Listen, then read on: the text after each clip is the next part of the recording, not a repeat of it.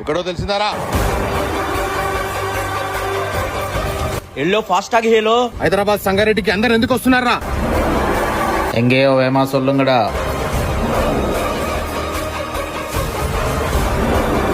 హైదరాబాద్ సంగారెడ్డి అల్లి ఏముందిరా? NIMZ city